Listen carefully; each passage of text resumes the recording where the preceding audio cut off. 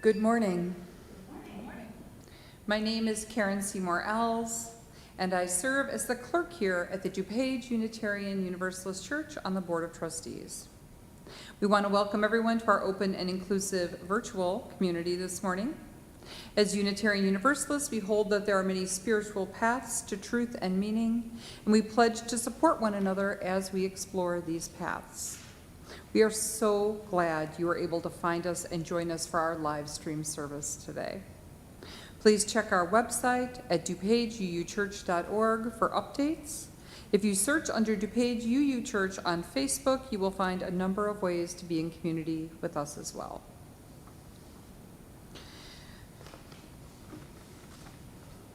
I would like to give you a short introduction to the search committee that we will be voting on next week at the annual meeting. Jane Gano has been a member of the church for 43 years. She has been involved with the RE program in several capacities, has served on the Hospitality and Facilities Enhancement Committees. Jane co-chaired the service auction for several years and is a member of the Do-Gooders Chalice Circle. Kat Gelder has been coming to this church since 2008. She has served on the Board of Trustees and has led the annual Budget Drive Committee in 2016 and 2017. Kat has been the chair of Sunday services since 2016 and has been involved with the RE program and a member of the choir. Dave Gorman has been an active member since 2001, serving as a teacher and mentor in the RE programs, on the construction task force for the new sanctuary, and on the Committee on Ministries. He wants to help our church to continue to serve families seeking a supportive community rooted in free-thinking, humanistic optimism. Bob Harris joined in February 2017 after searching for a spiritual home that was progressive and non-dogmatic. He has had a leadership role with the Elder Circle and the Congregational Life Committee.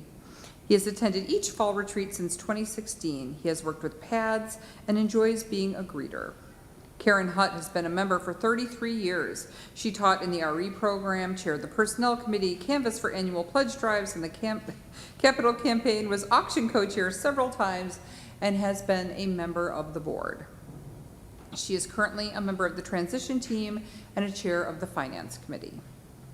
Doug Coker-Cowan joined the church in 2010. He has participated in social justice activities, including the Smile Project and PADS. Doug has volunteered with the auction, is a member of the Personnel Committee, assists with spring cleaning, and most importantly, has made coffee on many, many Sundays. Sarah Lensink has been a member since 2011. In that time, she has run affinity groups, served on the nominating committee, the annual budget drive committee, has been a coming-of-age mentor, and volunteered for the annual art show. I would like to add that Sarah also has experience outside of our church, having served on the Chicago area UU Council and is on the planning committee for Musa Summer Camp. The Board of Trustees urges you to review the information on the website at dupageuchurch.org for our candidates' full bios, budget information, voting, and all else regarding the first time ever remote annual meeting. At this meeting, you will also be voting on the slate whose bios I read last week. The Vice President of Administration, Ann Arlano, Trustee of Outreach, Diane Gelder. For the Endowment Committee, Tom Baldwin, Bill Kovacs, Russ Manthe. For Nominating Committee, Jill Wallace and Kelly Huggins. And for Community Outreach Committee, Ingrid Marshall. The meeting takes place Sunday, June 7th on Zoom. More details will be communicated via email and on the website later this week. Thank you.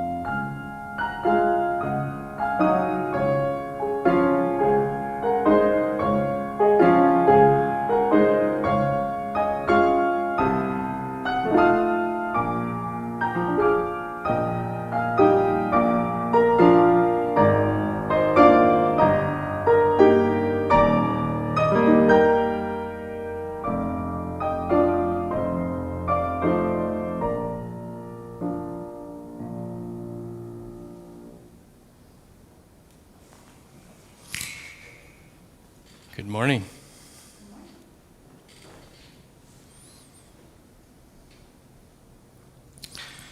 We're trying a few new things today. Someone might think of these things as being a sort of ritual, which is true enough. However, for those who are allergic to the word ritual, I suggest we think of these things as something we do in solidarity with our fellow congregants, from whom we are socially distant for now and yet wish to stay connected. To this end, we invite everyone to find or fashion some sort of chalice for your home so that you can light on Sunday morning when we do the chalice lighting.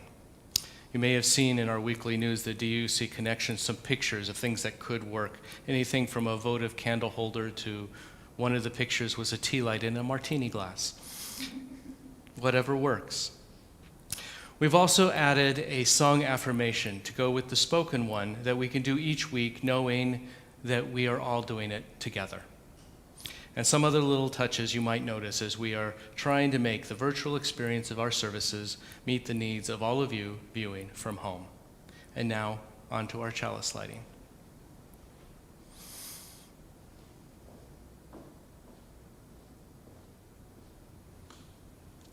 First, there is just a spark, seemingly alone.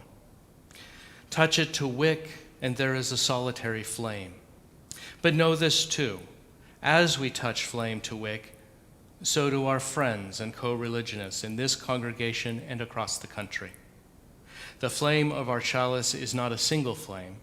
It is many flames, symbolic of the fire in our hearts for peace, justice, and love.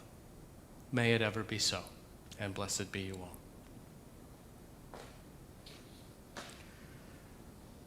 Our opening hymn this morning is For All That Is Our Life. We're breaking up the song to two different parts of the service, so at the moment we're just singing verses 1 and 2.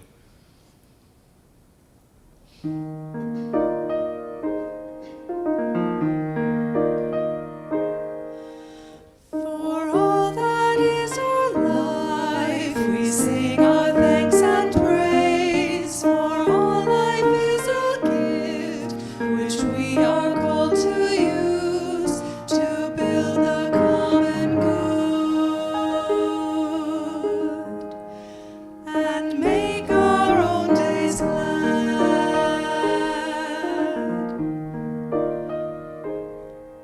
For needs which others serve, for services we give, for work and its rewards, for hours of rest and love, we come with praise and thanks.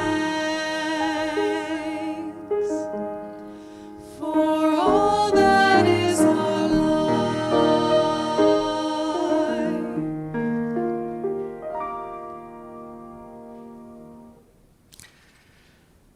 I invite you now to join our voices from wherever you may be sitting so that we are all together as we speak our affirmation and sing the new one as well.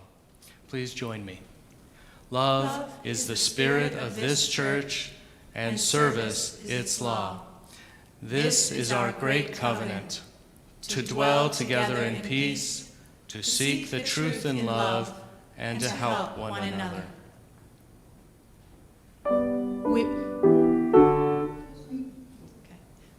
We'll now do our new sung affirmation. The words are number 381 in the teal hymnal, while the music is... The gray hymnal, Sorry, the gray hymnal. Sorry about that. And the music is number 371.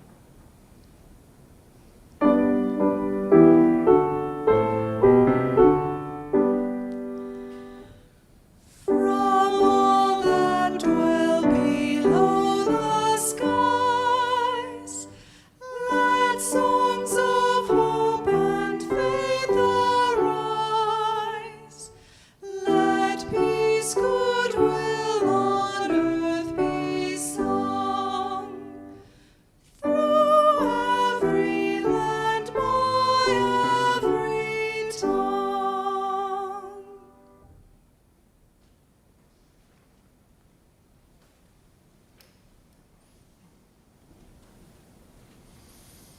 It is time to gather. This week, I virtually gathered with many of the youth from our church to talk about this threshold we stand on. We are metaphorically standing in a doorway right now, looking at the past 2.5 months of this pandemic and thinking about what the future is going to look like. I wanted to see what this looks like through the eyes of our youth. So I started with, what is the coronavirus? A virus that causes flu-like symptoms that is currently a pandemic and has no real treatment or vaccine. A disease that human antibodies can't really do much to, and is basically deadly. Well, technically it's COVID-19, which is coronavirus disease 2019. It was discovered in 2019. And it's called coronavirus because of the shape of the virus itself. It looks like a crown, and corona is crown in Latin, I think. I don't know. I think it's like I've seen pictures of it. It's like a little round ball, and it makes people really sick, especially older people. It's a virus that spread across the world, and it started in China.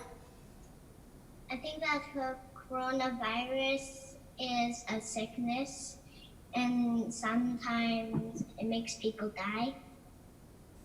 How many days have we been on lockdown? About 2 months. I don't know. I think 2 months or 3 or something. 1 million years. I don't know. I'm guessing 100 days. I know that school is over, but do you want to go back to school in person? I would like to be able to go back to school in person starting next fall. Yes, I just get super bored because I have nothing to do. Yes, but does that my inside school? Because I hate my outside school.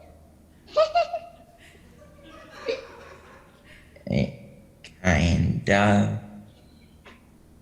I like being home and stuff, but if I would only go back to school if I could see my teachers and my friends. Yes. Who is the first person you're going to hug once it's safe to do so? Probably one of my grandparents. I don't know. I actually don't know. Probably my grandparents. Family. Probably my grandmother and all my cousins. Grandma! Again, same grandma. Andrea. All right. Who is Andrea? It's one of my babysitters. My teachers and friends. My friend Sophie. Where is the first place that you want to go that you haven't been able to go to right now? I would say probably to see family. Probably actually back to school, and then not remote learning, actually at school.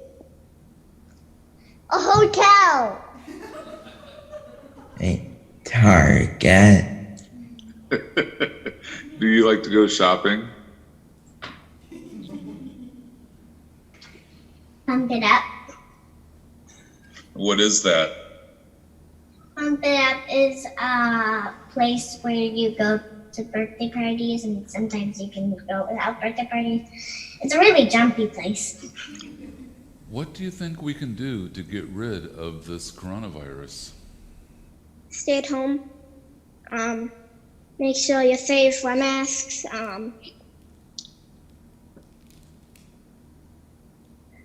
make sure you don't touch anyone outside of your home or pick up anything off the ground, anything like that. Things like social distancing, we don't have a vaccine yet, so all we can really do is just, if you get infected, don't infect anyone else. Stay home, wash your hand, social distance, and wear masks. Stay at home and don't try to stay 6 feet away and wear masks, and try to stay home as much as possible. Well, I would keep my masks on when I go near strangers. So with all the remote learning that you've been doing, I assume that sometimes you need help from mom or dad. Are they a good teacher? Actually, it's mostly my big brother who helps a lot. My mom's just mostly in meetings the entire day. And my dad. Yes, she was a teacher. Yeah. Teaching your thing. Yeah! Not unless they let me play video games. Yeah. Yeah, she is a really good one because 1, she's really smart. 2, she also teaches, and she is really smart. Do you have any thoughts on how the coronavirus started? It transmitted from animals in China and then spread from there. I actually do not know. My mom thinks that it started from an animal, like a bat, and then got passed into a house animal, and then a person hugged that animal or something, and it passed on to humans, and it started spreading all through humans. It started with this person, and then that person didn't know they had it, and then they talked to another person, maybe a friend, and then they went somewhere, and then they spread it to the people they saw, and then everyone spreads it to another place, and then it spreads across the world. Are you afraid of the coronavirus? Not really. Yeah, sort of, but I know that if we stay at home, be safe, then we probably won't get it, so I'm scared if I would get it. I would be scared if I got it. I wouldn't like to get it. No, because I know that children can't get very sick from it, and my parents are keeping me in shut down, so I feel really safe. Maybe a little. I'm not really, but when we visit my cousins, we still wear masks and stay 6 feet away. But my cousin is 1 year younger than me, and he tries to follow me or get really close, and I'm like, no way. So we try to run away or something. Cause I just don't want to get it, cause my grandma's here and my brother, and if they get it, they have a high risk of dying. And everyone doesn't want their family to die, so. Well, this definitely gave me perspective on the insight of our youth regarding this pandemic. I want to thank all the youth for joining me during the week during these recordings.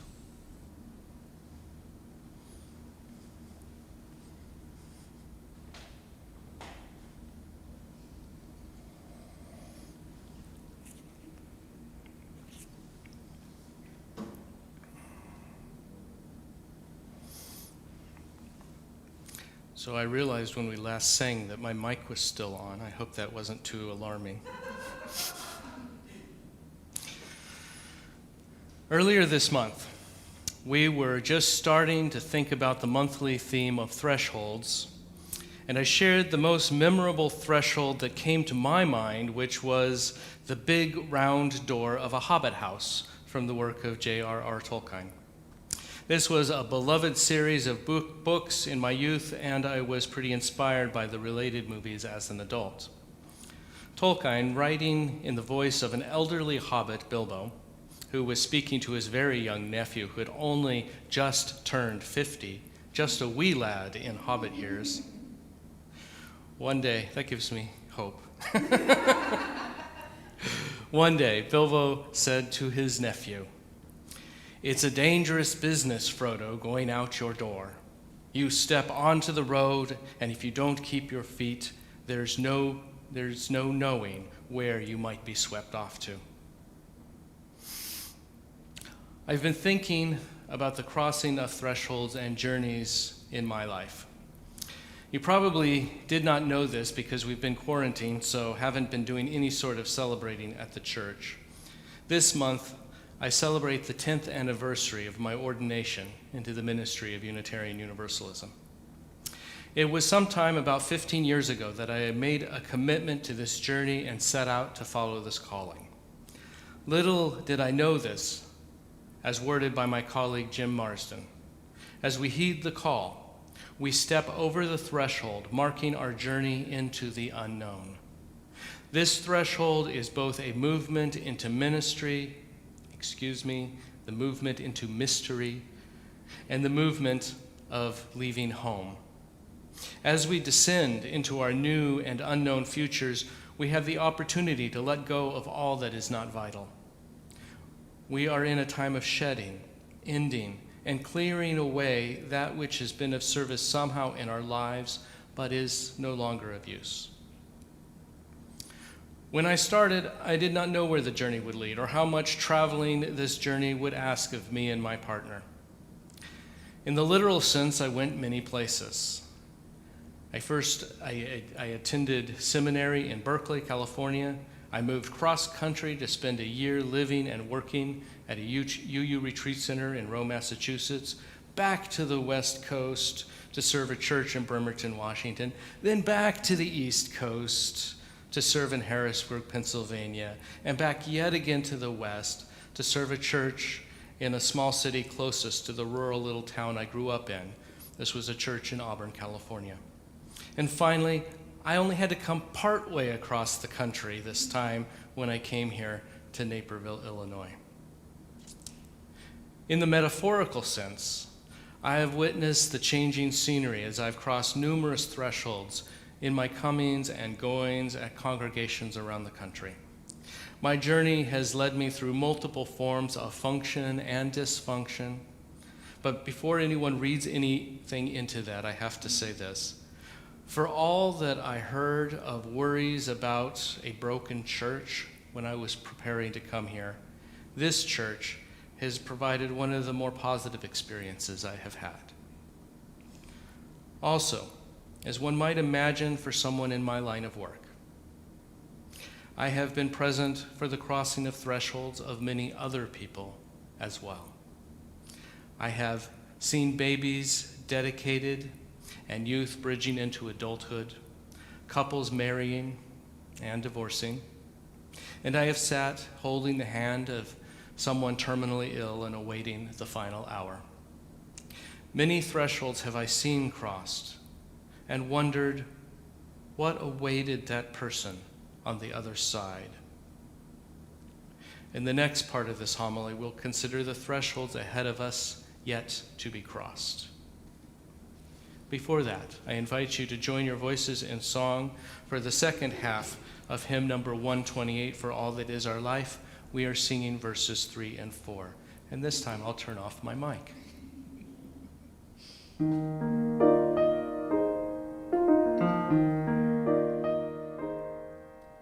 For sorrow we must bear, for failures, pain, and loss, for each new thing we learn, for fearful hours that pass, we come with praise and thanks. For all that is our life,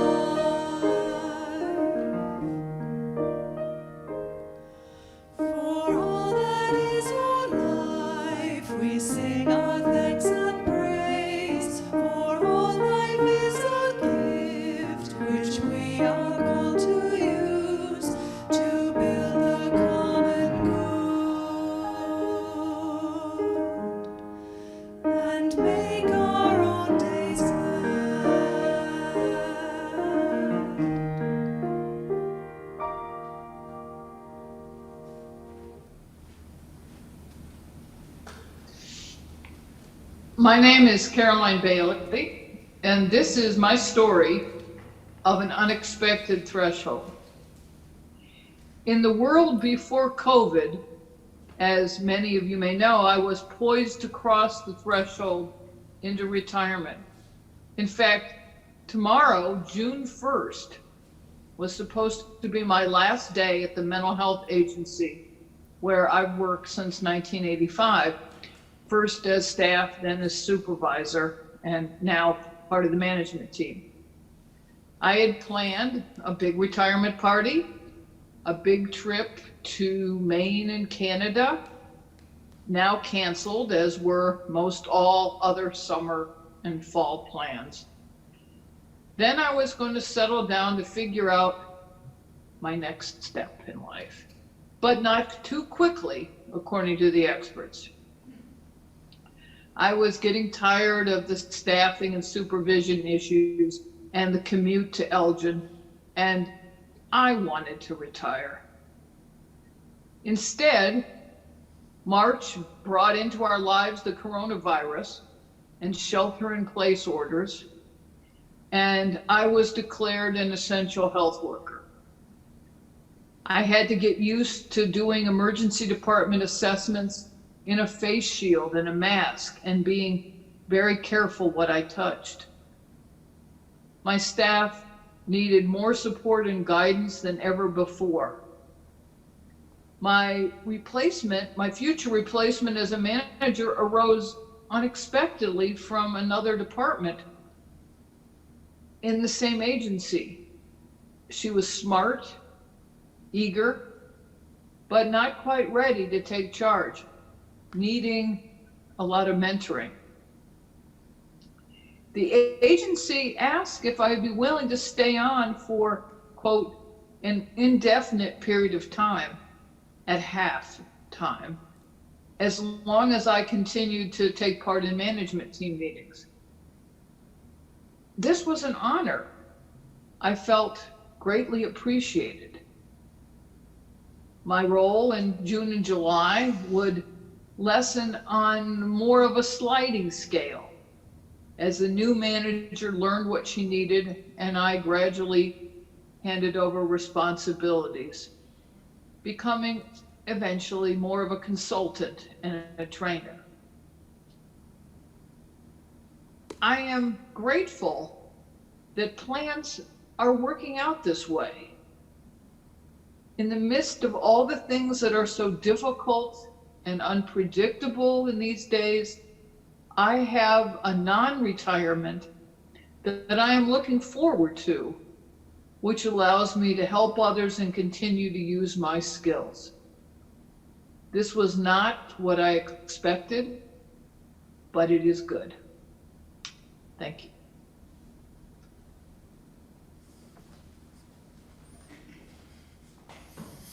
Thank you, Caroline. In this time of social distancing, it is more challenging to support each other in times of joy and sorrow. On Friday, I witnessed a whole parade of cars outside my house celebrating the local high school graduation.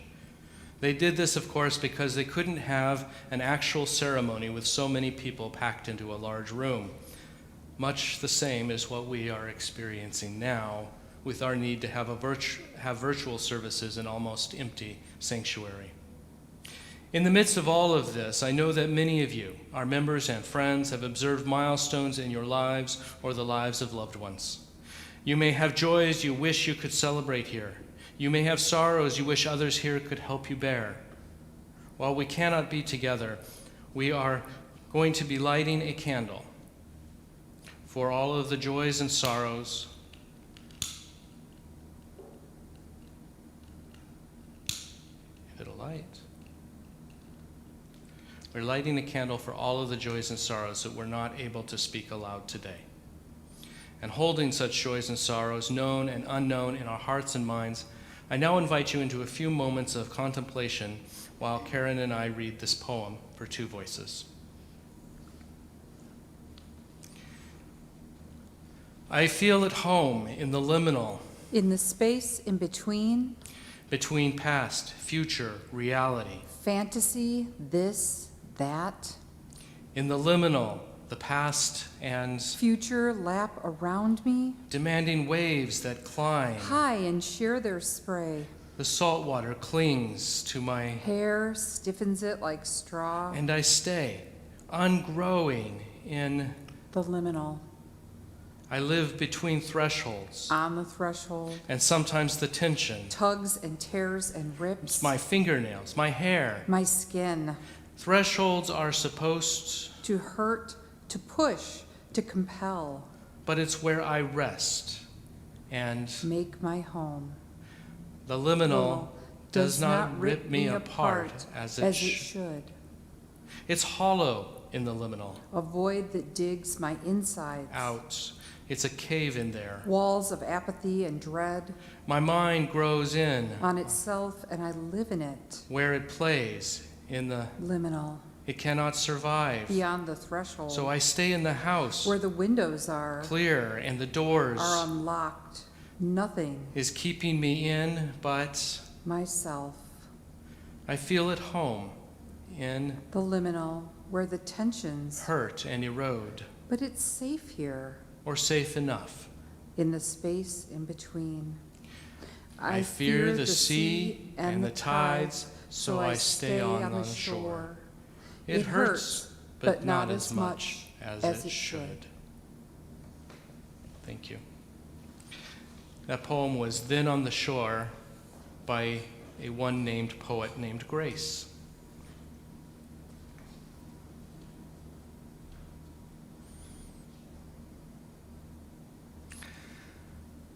Margaret Fuller wrote, "In the evening, I went into the churchyard.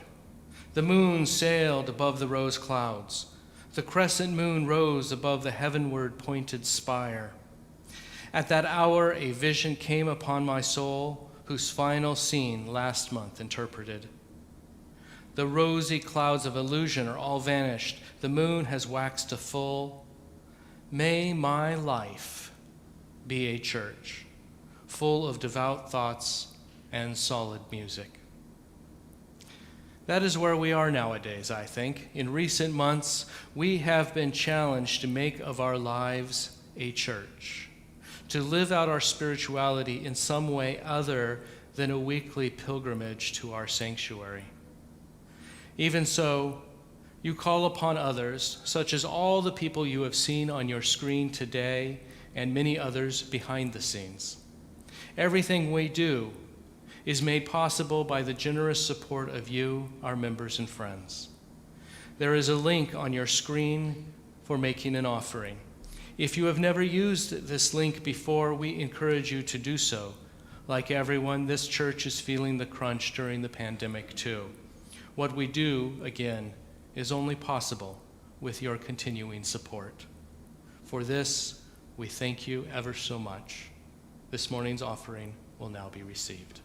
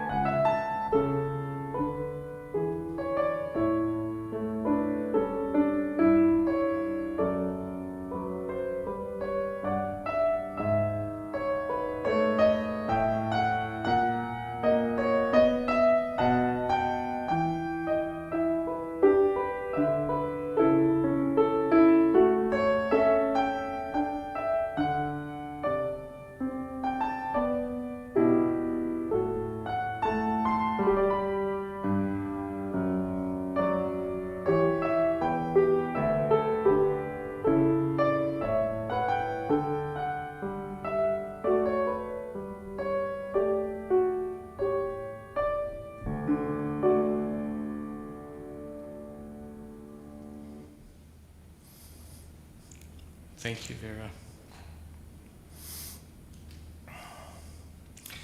Another colleague in ministry, Daniel Gregoire, wrote about many thresholds of life.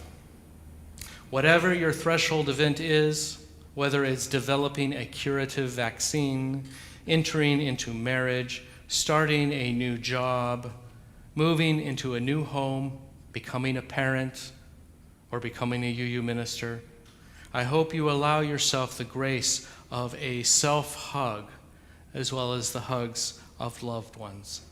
May you be open to the grace that seeks to embrace us all on our journeys.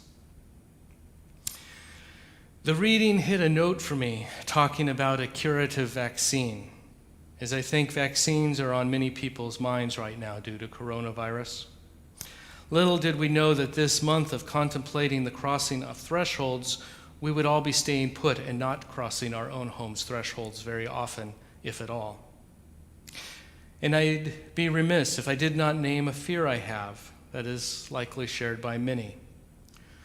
With over 100,000 dead, so many people have crossed that final threshold, and there is a very real fear that inhabits the hearts of people that this may soon include someone we know and love. A little research informed me that it took 5 years for the U.S. death toll of AIDS to exceed 100,000. We have seen that COVID-19 surpassed that in a mere 3 months. In recent days, after feeling all cooped up for so long, I've been alarmed to see so many people crowding sidewalks in front of cafes and restaurants, knowing that there is a very real likelihood that the rebound will be worse than the initial wave of the pandemic. So there is this scary threshold that some of us see on the horizon, and so find ourselves doing our best to turn a different direction in our journey. That threshold is not for us. Related to COVID, another threshold may be ahead. That may be ahead is the one related to herd immunity and vaccination. We continue to hope for this as medical minds work the problem on our behalf. Perhaps our job now is to ensure that politicos do not put so many roadblocks in the way that medicos find it difficult to do their work. I'll say that again. I think perhaps our work as engaged citizens is to make sure our politicians don't get in the way of the medical people that need to do their work. We must prevent that from happening, I think. I want to talk about other thresholds we might cross, new things on our horizons, yet I fear that which I have already named is looming so ever-present it is really difficult to see other thresholds ahead. But there are some. There will be graduations and weddings, births and deaths. There will be new careers and jobs, presumably including a new called minister here at DuPage UU Church beginning in August 2021.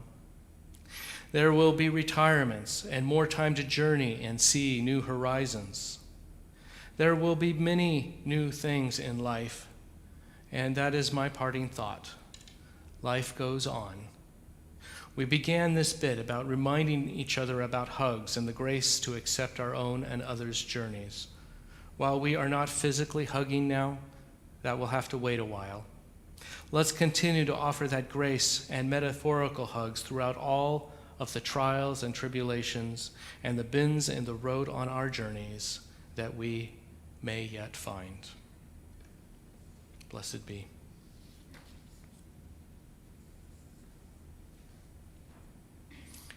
Our closing hymn is number 6 in the gray hymnal, Just as Long as I Have Breath.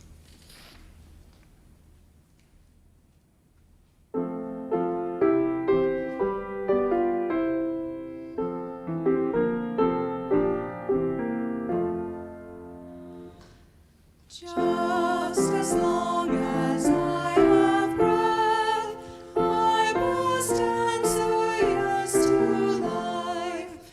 Though with pain I made my way, still with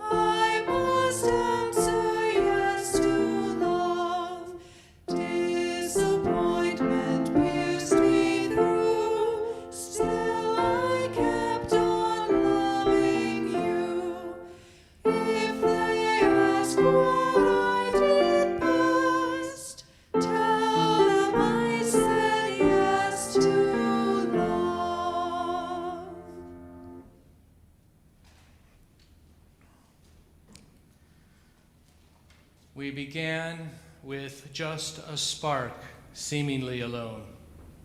Touching flame to wick, together we learned. The flame of our chalice is not a single flame. It is many flames, a fire in the heart burning for peace, justice, and love. We are a community, sitting in many different places, homes, using various devices, and yet we are together. We are one. May it ever be so, and blessed be you all.